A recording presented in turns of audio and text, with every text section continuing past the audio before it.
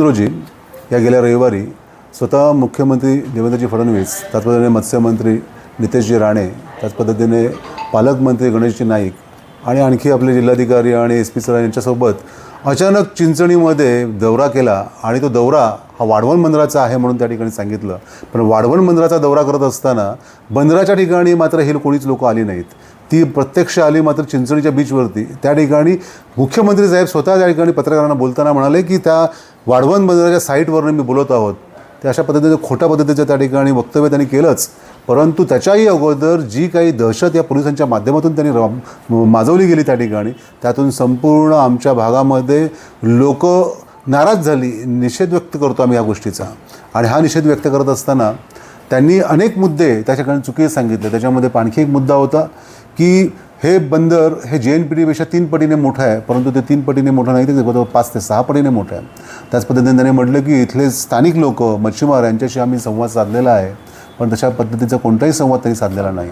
त्याच पद्धतीने त्यांनी असं म्हटलं होतं की या ठिकाणी आम्ही फिशिंगसाठी एक मोठा बंदर फिशिंग जेटी बांधून देऊ, पण ज्या ठिकाणी आमची मासेमारी संपणार आहे त्या ठिकाणी फिशिंग जेटीचा आम्हाला उपयोग काय.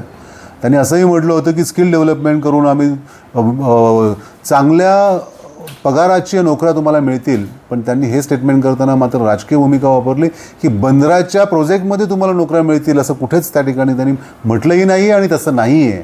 आणि स्किल डेव्हलपमेंटचं म्हणाल तर स्किल डेव्हलपमेंट आमच्या इकडे ऑलरेडी लोक आत्मनिर्भर आहेत, प्रत्येकाकडे रोजगार आहे, कामधंदा आहे, अशी लोक ह्या बंदरामुळे विस्थापित होणार आहेत. त्यांनी आणखी एक मुद्दा म्हटला होता की समुद्रामध्ये हे 5 किलोमीटरमध्ये असल्यामुळे पर्यावरणाची हानी होणार नाही. तर पर्यावरणाची हानी ही निश्चित होणार आहे, कारण हा बंदराला जी कनेक्टिव्हिटी आहे त्या रस्त्यावरून 180 मीटर तरुंद रस्ता रेल्वे जाणार आहे.